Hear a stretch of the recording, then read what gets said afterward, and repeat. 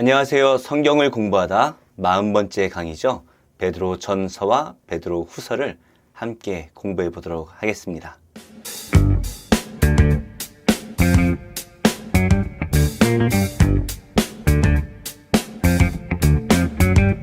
베드로 전서는 베드로가 쓴 첫 번째 편지다라는 그 이름을 가지고 있습니다. 베드로 전서의 저자 그리고 수신자는 1장 1절에 구체적으로 명시하고 있는데요. 저자는 바로 베드로라고 소개하고 있습니다. 그리고 수신자는 소아시아 지역에 있는 본도, 갈라디아, 갑바도기아, 아시아, 비두니아라는 흩어진 5교회에 편지를 쓰고 있습니다. 이렇게 성도들이 흩어져 살고 있는 이 여러 지역에 베드로가 편지를 보냈습니다. 그렇다면 베드로는 왜 이 소아시아 지역에 편지를 써야 했을까요? 이 당시에는 예수님을 믿는다는 그 믿음 때문에 성도들이 박해를 받고 있었기 때문입니다.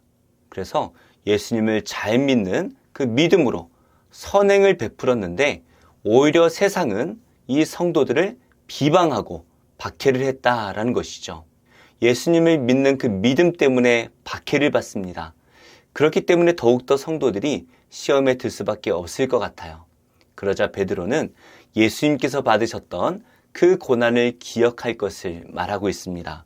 성도들이 부당한 고난을 받더라도 참아내라고 권면하는데요. 그 이유는 예수님께서도 우리를 위해서 그러한 고난을 받으셨다라는 것이죠. 예수님은 고난 받으실 이유가 전혀 없으셨습니다. 그러나 예수님은 우리를 구원하시기 위해 그 모든 고난을 다 참아내셨습니다. 그래서 예수님께서 받으셨던 그 고난의 삶, 이것은 우리에게 본이 되시기 위함이다 라고 말을 하고 있고, 예수님께서 나를 따르라 말씀하실 때에 우리는 그 예수님의 고난의 삶까지도 따라 살아야 한다라는 것이죠. 이 예수님의 고난, 그 고난 때문에 우리가 구원을 받았습니다. 그래서 우리는 그 은혜를 기억하며 고난 중에 인내할 것을 베드로가 요구하고 있습니다. 그렇다면 예수님을 본받는 삶이란 구체적으로 무엇일까요? 예수님께서 고난을 받으신 것처럼 우리도 고난을 받는 것은 당연한 일이다 라고 말씀하고 있습니다. 그래서 베드로 전서에서는 성도들이 고난을 받는 것은 이상한 일이 아니고 너무나 당연한 일이다 라고 말을 하고 있어요. 그렇다면 성도들이 이렇게 고난을 받을 수밖에 없다면 우리는 어떻게 이 고난을 이겨내야 될까요?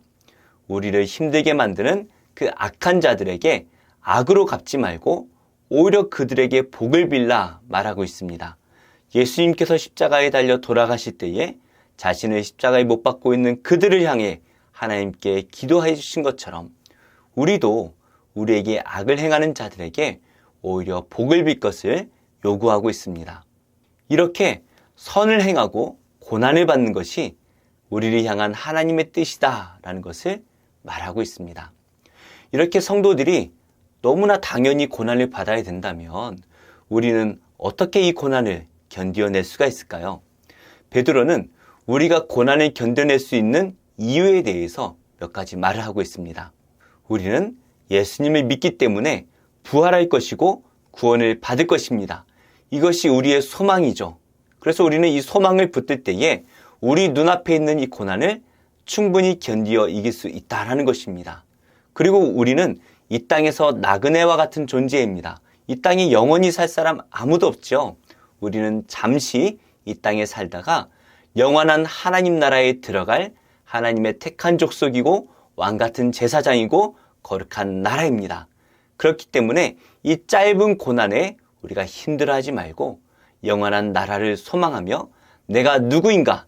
바로 택한 족속 왕같은 제사장 거룩한 나라라는 것을 기억하고 참고 이겨낼 것을 요구하고 있습니다. 그리고 아까 말씀드린 것처럼 우리 예수님께서도 고난을 받으셨다라는 것이죠. 우리가 고난을 받는 것은 바로 이 예수님의 고난에 동참하는 것이기 때문에 이것은 저주와 같고 비참한 것이 아니라 오히려 영광스러운 일이다라는 것을 말합니다. 그래서 예수님께서 영광 가운데 재림하실 그때 우리도 그 예수님의 영광에 동참할 것이고 그날 영광의 관을, 면류관을 받게 될 것이다 라고 우리에게 말합니다. 그래서 우리는 이 땅이 영원히 살아갈 존재가 아닙니다. 우리에겐 소망이 있죠. 바로 그 소망을 바라보며 우리는 참고 이겨내야 할 것입니다. 그래서 베드로는 우리에게 이렇게 말합니다. 잠깐 고난을 당한 너희를 친히 온전하게 하시며 굳건하게 하시며 강하게 하시며 견고하게 하시리라. 이 베드로전서의 편지를 받는 성도들은 외부로부터 많은 고난을 받았습니다. 무엇보다 예수님을 잘 믿는 그 선한 믿음 때문에 고난을 받습니다. 그렇게 할 때에 마지막 날 영광을 받을 것이다 라는 말씀으로 마무리를 합니다. 그리고 이어서 베드로는 베드로 후서를 기록합니다. 베드로가 보낸 두 번째 편지인데요. 베드로는 왜 두 번째 편지를 보내야 했을까요? 바로 교회 안에 발생한 문제가 있다라는 것이죠. 베드로 전서를 기록할 때에는 교회 밖에 있는 악한 자들의 핍박을 이겨내도록 권면한 책이라고 한다면 베드로 후서는 교회 안에 발생한 문제를 해결하기 위해 쓴 책이라는 것입니다. 3장 1절 말씀 보니까 둘째 편지라고 말을 하는데요. 이것은 바로 베드로 전서를 받았던 그 교회들에게 두 번째로 보낸 편지다라는 것을 우리가 알 수가 있습니다. 그래서 베드로 후서는 베드로 전서를 받았던 그 사람들이 받은 책이죠. 그리고 베드로는 자신이 죽을 날이 가까이 왔음을 알고 있었습니다. 그래서 베드로는 좀 서둘러서 교회 안의 문제로 힘들어하고 있는 이 성도들에게 복음을 다시 생각나게 하기 위해서 이 베드로 후서를 기록한 것입니다. 그렇다면 어떠한 문제가 발생을 했을까요? 바로 이단의 문제입니다. 베드로는 이 교회 안에 이단이 들어왔다라는 것을 경고합니다. 이들은 예수님을 부인하는 자들입니다. 예수님을 부인하니까 자기의 정욕을 따라 살아갔던 사람들이죠. 그래서 여러 도덕적인 문제, 특별히 성적인 문제들이 교회 안에 많이 발생을 했습니다. 이들이 왜 예수님을 부인하고 자신의 정욕을 따라 살았을까요? 예수님께서 곧 오시리라 말씀하셨지만 예수님이 오시지 않는 거예요. 그래서 이들은 예수님께서 다시 오신다라는 그 약속이 어디에 있느냐라고 묻습니다. 그래서 이들은 예수님께서 다시 오신다라는 약속을 하지 않으셨다라는 것을 주장합니다. 그래서 실질적인 것을 말하는 거죠. 곧 오신다는 예수님이 아직도 오시지 않는 것을 보면 예수님이 다시 오시는 그 심판과 재림의 날은 없다. 그러므로 우리 마음대로 살아도 된다라고 주장을 하는 것입니다. 이러한 이단들이 교회 안에 판치고 있을 때에 베드로는 성도들을 향해 이렇게 권면을 합니다. 복음을 깊이 생각하라는 것입니다. 예수님께서 다시 오신다라고 말씀을 하셨는데 이 예수님의 말씀을 완전히 부인하는 그 사람들을 향해서 베드로는 예수님에 대한 말씀은 만들어낸 이야기가 아니라 우리가 친히 보았다라고 말하고 있습니다. 예수님이 하나님의 아들이심을 어떻게 알 수가 있습니까?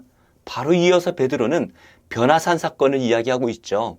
예수님이 분명히 하나님의 아들이심을 제자들이 똑똑히 보았다라고 기록하고 있습니다. 그리고 이 예수님의 재림에 대한 말씀은 갑자기 나타난 것이 아닙니다. 베드로는 구약의 말씀들을 인용하면서 예수님의 재림은 구약의 예언이 성취된 것이다. 구약에 나오는 그 여호와의 날이 바로 예수님의 재림에 대한 말씀이다라는 것을 강조하고 있습니다. 그렇다면 왜 예수님의 재림이 늦어지고 있고 최후 심판이 늦어지고 있습니까? 그것은 바로 하나님께서 많은 죄인들이 회개할 그날을 기다리고 계시다라는 것입니다. 그래서 예수님께서 말씀하신 대로 복음이 땅끝까지 전파될 때까지 기다리고 계시다라는 것이죠. 그래서 베드로는 성도들을 향해서 예수님의 재림은 반드시 있을 것이다 라는 것을 강조합니다. 그러면서 베드로는 예수님께서 재림하시는 그날 우리가 예수님 앞에 온전할 수 있도록 온전한 삶을 살기에 힘을 다할 것을 요구하고 있는 것이죠. 이렇게 베드로후서는 교회 안에 들어온 이단들, 특별히 예수님의 재림도 없고 예수님이 하나님의 아들인가라고 의심을 하고 있는 이 성도들을 향해서 예수님은 분명한 하나님이시고 재림은 반드시 일어날 일이다라는 것을 강조하고 있습니다. 그러면서 도덕적으로 해이해진 교회들을 향해서 예수님 보실 때에 온전하기에 힘을 다할 것을 요구하고 있습니다. 이렇게 우리가 베드로전서와 후서를 간단하게 살펴보았는데요. 베드로전서와 베드로후서는 베드로가 소아시아 지역에 있는 5교회에 쓴 글입니다. 예수님을 믿는다는 이유로, 의롭게 살아간다는 이유로 외부의 많은 사람들에게 고난을 받는 그러한 시대였습니다. 그래서 베드로는 그리스도를 깊이 생각하며 견디어낼 것을 요구하고 있죠. 그리고 우리는 세상의 고난을 보지 말고 하나님 나라의 백성임을 기억할 것을 요구하고 있습니다. 그래서 우리는 이 땅에 소망을 둘 것이 아니라 하나님 나라에 소망을 두라는 것이죠. 그러면 이 고난을 능히 이겨낼 수가 있다라는 것입니다. 그리고 시간이 얼마 지나지 않아서 이 소아시아 교회에 그리스도와 재림을 부인하는 이단들이 발생합니다. 이에 대해서 베드로는 예수님은 분명히 하나님의 아들이시고 예수님의 재림은 반드시 있을 것이다. 왜 늦습니까? 왜 예수님이 아직도 오지 않고 있습니까? 이것은 바로 많은 사람들이 하나님을 믿고 변화될 수 있는 그 기회를 하나님께서 주시기 위함이다. 우리를 기다리시는 것이다 라고 말씀을 하고 있습니다. 이렇게 베드로전서와 베드로후서는 교회에 발생한 외적인 고난 그리고 교회 안에 발생한 이단의 문제에 대해서 우리에게 교훈을 주고 있습니다. 우리가 세상을 살다 보면 뜻하지 않게 고난을 받을 때가 있습니다. 이것에 대해서 베드로는 우리에게 고난을 받는 것을 이상히 여기지 말라 말씀을 하죠. 예수님을 믿는 것은 고난 없음을 의미하는 것이 아니라 오히려 고난이 생긴다라는 것을 말하는 것입니다. 그러나 우리는 이 땅에 소망을 두지 말고 이 땅에서 받는 잠깐의 고난에 연연하지 말고 영원히 살아갈 그 하나님의 나라를 생각한다면 우리 앞에 있는 고난을 능히 이겨낼 수 있을 것입니다. 시대가 갈수록 예수님을 부인하는 사람들이 많아지고 있습니다. 이러한 때에 우리는 더욱더 예수님을 믿고 의지함으로 예수님의 살아계심을 많은 사람들에게 증거하는 복음의 증인이 되어야 할 것입니다. 예수님은 반드시 오실 것입니다. 그날을 소망하며 오늘도 하나님 보시기에 기쁜 삶을 살아내는 복된 성도님들이 되시기를 예수님의 이름으로 축복합니다.